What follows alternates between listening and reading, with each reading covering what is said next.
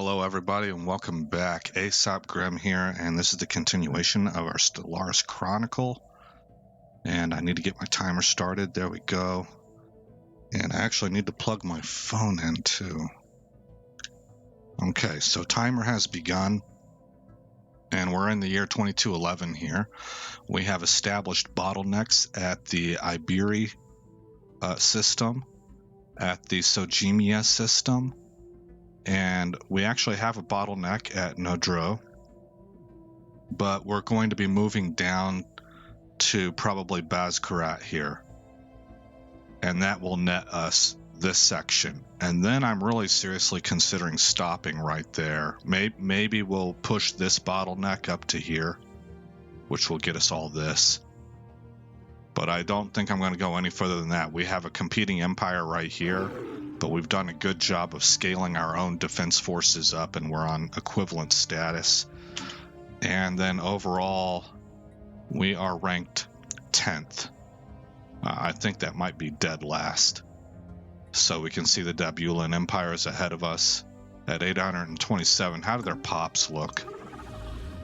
They have 39 pops. We have 32. Okay, so I saw on YouTube once, I think I mentioned it in the last video, that I don't remember who it was now. In the last video I did, but they said that looking at the number of pops is a pretty good way to judge who's ahead, because your populations are going to produce that's your production. So whoever has more pops is usually ahead in the other areas. All right, let's get started. We'll crank it up to speed 2. That's what I've been playing at. It is definitely a methodical pace.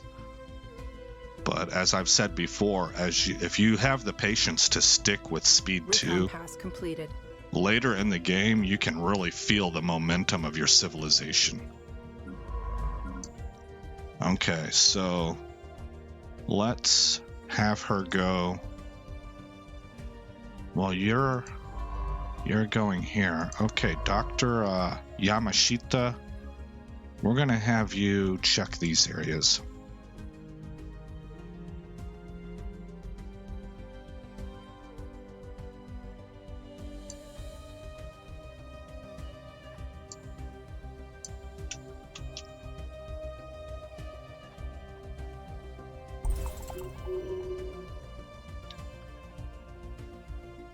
Oh, our governor got the arrested development trait. Okay. I'll say la vie. Anomaly found. Research that.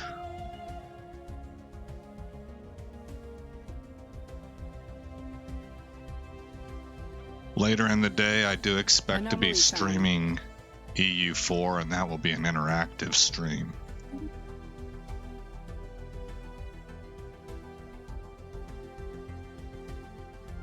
I'm trying to learn that game, and I've had one person jump in, and Lone Dragon has been helping quite a bit.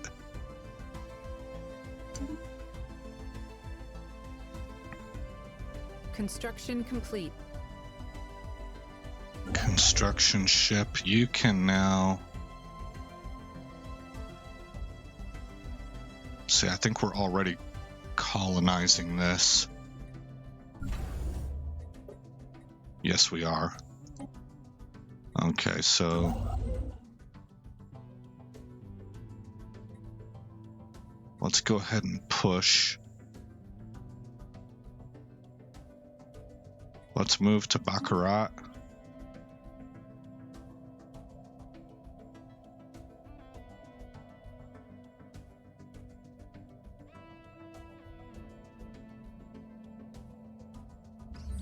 Actually, no. Don't risk the altercation.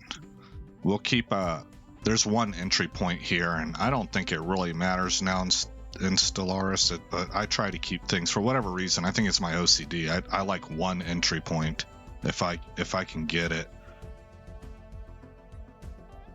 So I'm going to tell our construction ship to just move to here.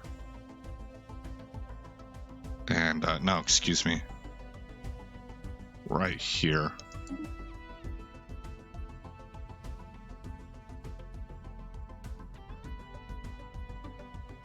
Yeah, and we're going to follow this path. We need to get to this bottleneck. And then we'll backfill. Oh, unpause.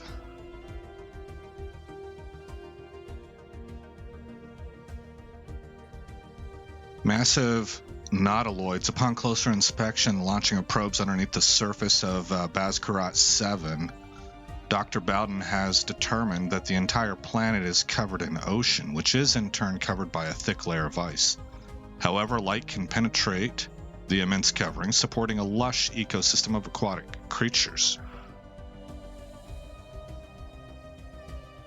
Most notable, however, are the culprits behind Bazkarat 7's shifting spots, gigantic nautiloids, kilometers wide, which occupy the top spot in the world's ecosystem, with no natural predators. Oh, wow. A special project has been issued to study these creatures in better detail.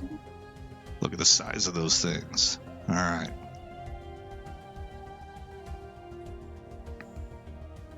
We have a world here, a tundra world. We will be doing terraforming, so that's good. Now, I normally am looking. Okay, they appreciate that we returned their cargo, so we gained a favor with them. I am typically looking for 5 to 7 planets, but because I turned down the number of System reconnaissance habitable completed. planets to 0.75 in order to try and lower the management of how many planets that everybody had to manage, then I'm not really quite sure how many planets I should be looking for. What do we need to have you do now? What level are you? You're a level 3. Well, I still want you to explore. I want to get my scientists to level 5 before I start having them check out some of these anomalies and stuff.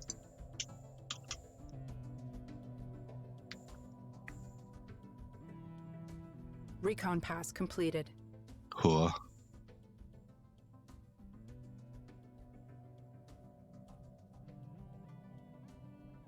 Colony ship is out and on its way. Let's take a look at our colony ship.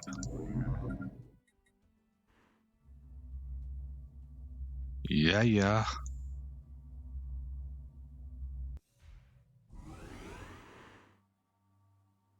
I wonder how many people this holds. The ARC ships that brought us here held 250,000 people. And we have advanced in tech since then. Science Division reports a new breakthrough. Sweet. Pop growth speed. All right, genome mapping is done. I have always heard from multiple people that this is a waste. The number of people that it takes to run this thing outweighs the benefits that you get from it. So we're going to study off-world trading companies. What's this say? The offices of a non-governmental organ dedicated to improving the conditions of interstellar trade. We are advancing in our commerce practices. The Commonwealth of Man has a vision. Some of that vision is scary. We are xenophobic.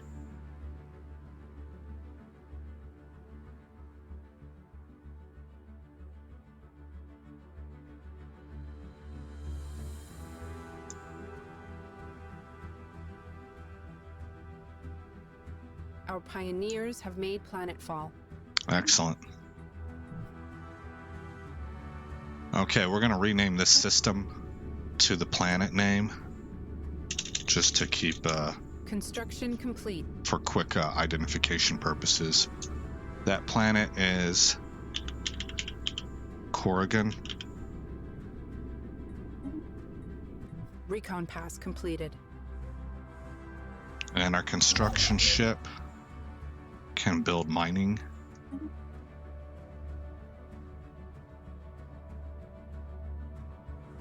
This is episode 6, by the way.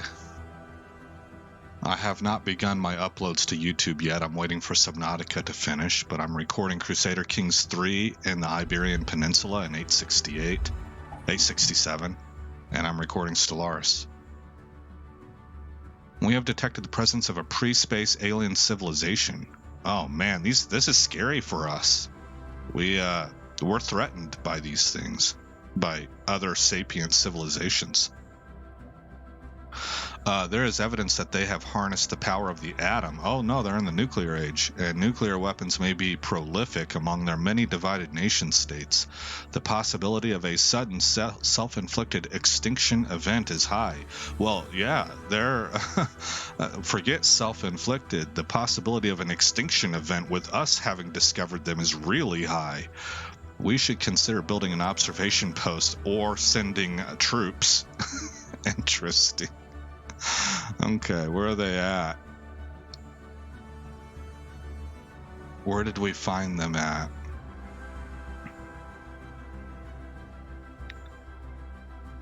They can't be talking about these guys. We've already discovered them. Ah, here they are.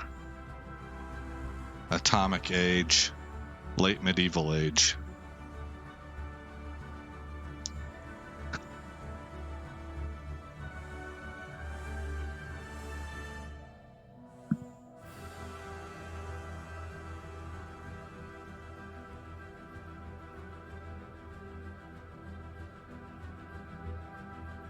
Are we still equal? They're starting to build up their navy. That's what I was a little bit worried about that. But this right here, Subterfuge, we have the hustle on right here. We want to be friends with you. Don't worry.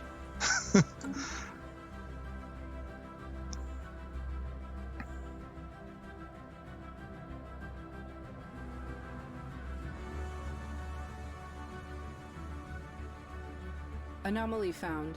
Okay, research.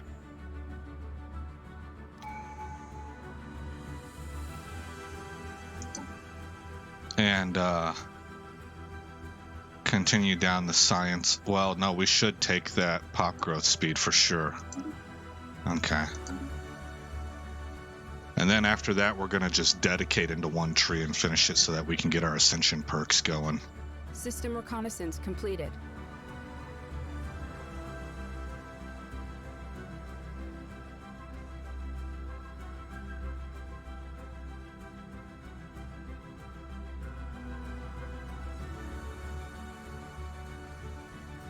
Actually, I think I'm going to continue down the expansion tree. We're going to fill that out first.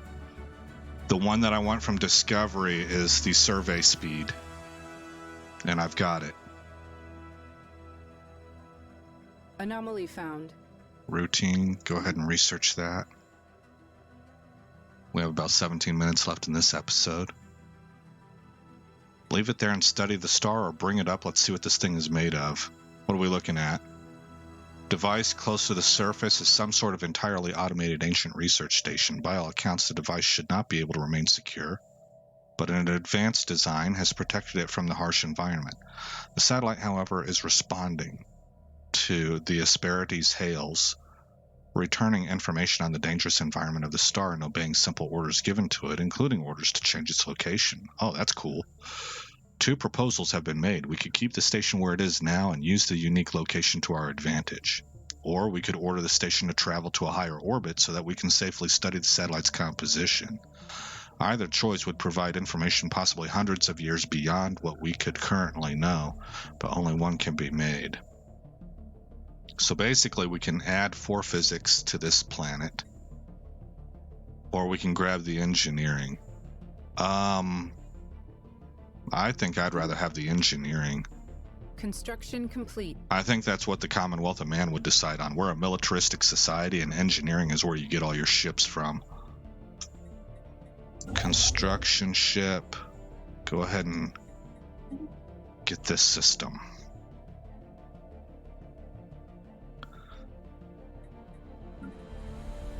Oh, we have 1 unemployed. That's not good. We don't want unemployed. We're sitting here at 1 city district. Well, let's build a generator district. I'm gonna go with that.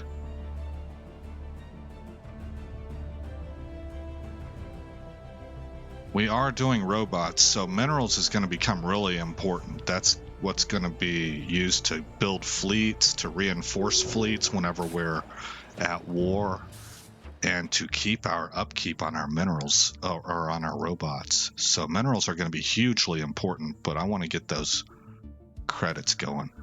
Despite encountering initial difficulties when landing on the surface, the scientific expedition team led by Dr. Bowden managed to enter the station safely. Following their suit sensors, the team began to take the arduous journey into the depths of the facility towards where the unstable energy signals were originating from.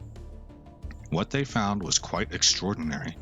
The irregular energy signals were produced by swarms of nanobots, which, despite their age and lack of maintenance, seemed to have not forgotten their purpose. The team watched in awe as the nanobots, for lack of a better term, devoured seemingly useless rocks and stones, digested the contents, excreted the useless material into a disposal box, and regurgitated the valuable minerals into a retrieval collection, which doesn't seem to have been emptied for some time. We gained 954 minerals from that. Nice.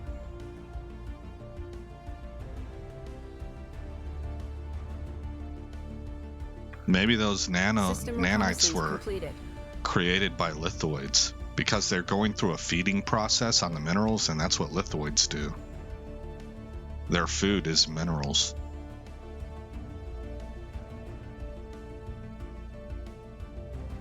Anomaly found. I have 691 alloys. How is our Bastion looking for defense platforms? That's what I thought. We didn't have any. Let's get 3 up. Are they pulling away hard? No, not yet. Oh, we have a science ship that isn't doing anything. What level are you? You're level 3. Go get the black hole surveyed. Don't fall in.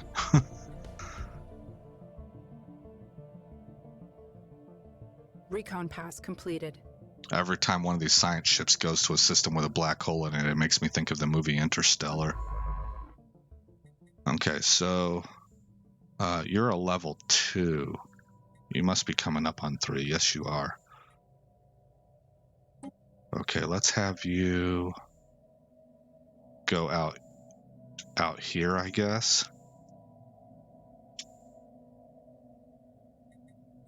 There we go. Survey, then click this. And how about you get these 3? And then we'll go from there. Probably have her come down and get these. I think I have an all-female science team. Yeah, I do. How's my governor doing? That's our leader. Man, we're in a matriarchy here. Let's see, Unity. Our governor's a dumb dude. That's what Stellaris is telling us, right? Arrested development, because you put a dumb dude in charge here. There is actually a mod out there where you can completely, and I might play around with it for role-playing purposes, you can completely like customize which genders and like kind of like how often are picked for what jobs. So if you want to have a society that says that all battle commanders are male and all scientists are female, you can do that. I think that's kind of neat if you wanted to do like sort of a tribal society or something.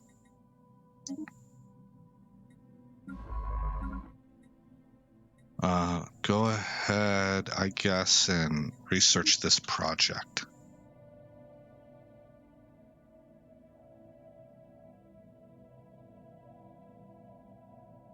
Okay, how are we looking for edicts? Nothing really that I want. And our policies, is there anything new? Pop controls, refugees, citizen species only. I don't even want them. No wait. Yeah, no refugees. System reconnaissance completed. No refugees. Oh, here. I need to click yes. Okay, now the reason I did that is because, in my mind, because we have these traits, xenophobic and militarist, completed. These two together make me think of a society that is extremely cynical, skeptical. They have kind of, I don't know if I would call it fear. I don't like that idea of phobia. I think that gets banned about too much. It's too. So I don't know if they're scared of other aliens, but they have more determined that they want both hands on the wheel. They don't want to leave anybody else in control of anything. So if there's any fear going on, it's more like a Roman fear. The Roman Empire, the whole rule of thumb was if you ended up a neighbor of Rome, it wasn't going to be long before you were an enemy of Rome. And I don't think that's because Rome was scared of the people that were next to them. Rome was a lot more powerful than them. Rome was scared of almost like life. They were scared of the world around them. They wanted both hands on the wheel. They wanted to control. They were control freaks, you know. And so I think our civilization here, they kind of skeptically and cynically wonder what happened when they lost 5 out of 6 arc ships.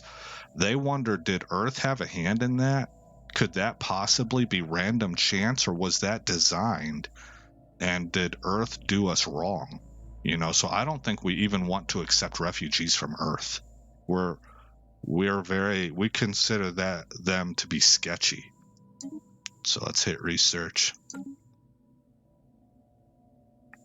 Oh no, man. They have decided that we are a rival. Okay. Well, we will match that. The ruse is up. I think they have figured out that we don't have good intentions for them. Maybe there's something in our body language. Every time we see them on screen, we're like, you know. Like, you are something that needs to be rectified from the table of existence. You're a mistake. maybe they've picked up that vibe from us. Special project complete. Compact star studied. This star is a sad reminder that all things in the universe are finite. Once a shining star, at the end of its lifespan, it collapsed into itself. While studying this exotic celestial body, our science officer, Dr. Bowden, Marissa Bowden, became fascinated in particle research. So she gained that expertise. All right, Marissa. We need you. What level are you now? You are a level 3. We need you to continue surveying. Let's have her come grab these systems right here.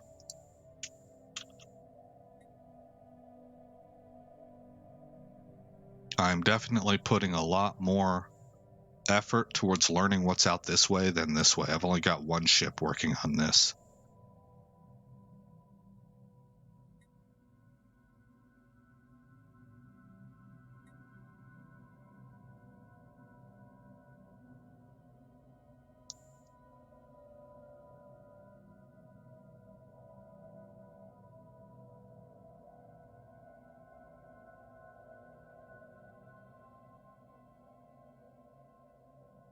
Anomaly found.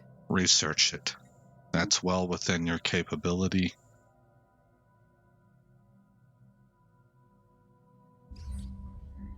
Signs of battle. So there was a battle 5,000 years ago, and we've got wreckage all around. Stray weapon blast scans from the torch have picked up several hooks on the ground. And that has led to a graveyard expedition where we might be able to learn. We can backwards engineer some tech.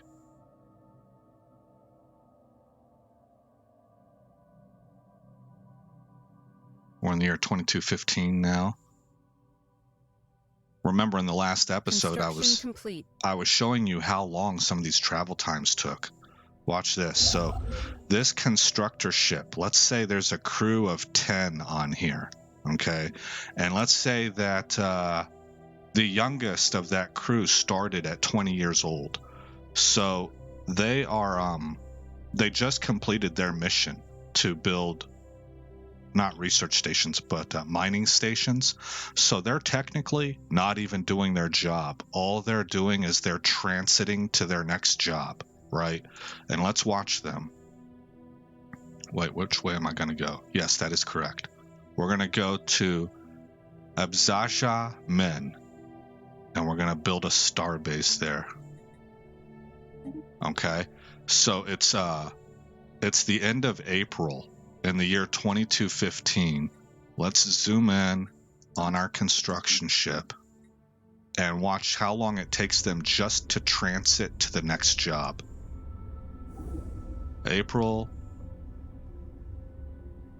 May. On May 21st, it will have been 1 month. Now they're just spinning up to transition to the next system. That takes a while. We're into June. Look at the scene that they have outside their portholes. We're into July. Gray goo. These are nanites, I think. No. Oh, we learned assembly patterns. Oh, from this stuff that nanites built. Science Division report success.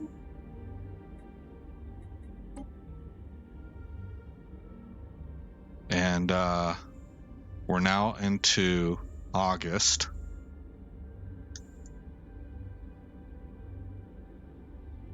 And almost, so August 21st, and then Science Division and to the very reports a new beginning of breakthrough. September. So let's just say August 21st. It went from April to May to June to July. 5 months of their life is gone simply transiting. That's a 5-month trip just to get to their next job. And these people are out here for years on end. They spend their whole lives moving around here. They left Unity, and some of them will never see it again.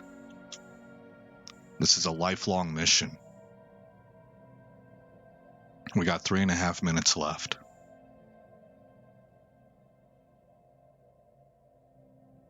This is the assembly. Oh, we got research speed. So the administrative AI has been learned. Organizational circuitry rerouting, academic fervor. And we will now go into, we'll grab quantum theory, exploring the mediation of fundamental forces through subatomic particles. Nice. I mean, sounds fancy. I don't know what any of that means, but quantum theory. I know that quantum computing is something that we're trying to get a grasp of, and not very long ago it was considered an impossibility. Now I don't really know what it means. I haven't looked it up. I haven't done any reading on that. I don't know what quantum computing brings to the table, but the impression I have from the few things that I have seen on it is that not long ago it was considered an impossibility for us. We figured we would have the tech to be able to get there one day, but it was not available at the time. And now it looks like has been secured for our colonists. We're getting close to that, making that a realization. All right, Corrigan has been established. Let's right off the bat build a city district. That'll create a job, and we'll be good to go there.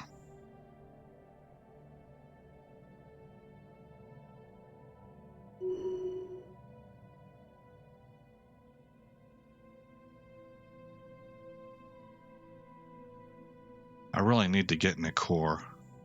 I should have done that before I came down this way. Let's see, I'll get this bottleneck first. This is important. Yeah, this is actually more Anomaly important. Found.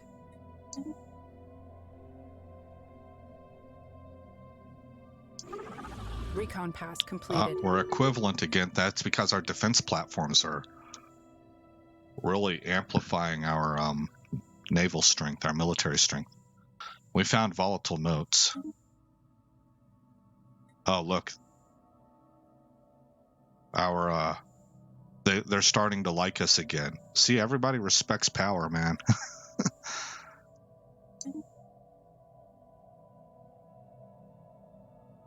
That's why things in the Old West were more civil than we think that they were. Because everybody carried a gun.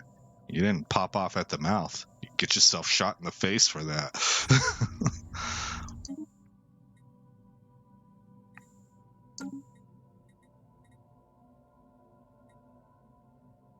Yeah, our Bastion is at 1.7k naval strength, and it's not even fully complemented yet. Once we get to 700 alloys here, we'll give it 3 more. Oh, they're claiming our systems. Maybe they're running a subterfuge game on us. Recon pass completed.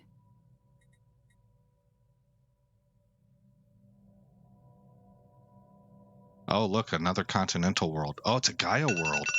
Well, guess where we're going to be expanding to? All right, well, we discovered that at the very tail end of this episode. Let's hit save. And we're in the year 2216. We're about to grab our third and final bottleneck. And then we're going to definitely be expanding this direction in order to grab that Gaia world. And we're going to want to know what's here too. Just make sure there's no baddies. Why is there... Oh, that's right. Watchtower, punishment, circle 2. Pursuit probe. Man, there's a lot of naval power in this system. We're a long ways away from being able to figure out what's in here. Okay. Well, that's going to wrap it up for this episode then. Again, I'm Aesop Grimm. Thanks for coming by the channel. If you like what you saw or you just want to help the channel, leave a like and a comment, and I will see you in the next episode where this story continues. Thanks for visiting Aesop Grimm's Chronicles. If you've made it this far in the video, please consider rating, commenting, subscribing, and sharing. I hope to see you in the next episode, and until then, stay shiny.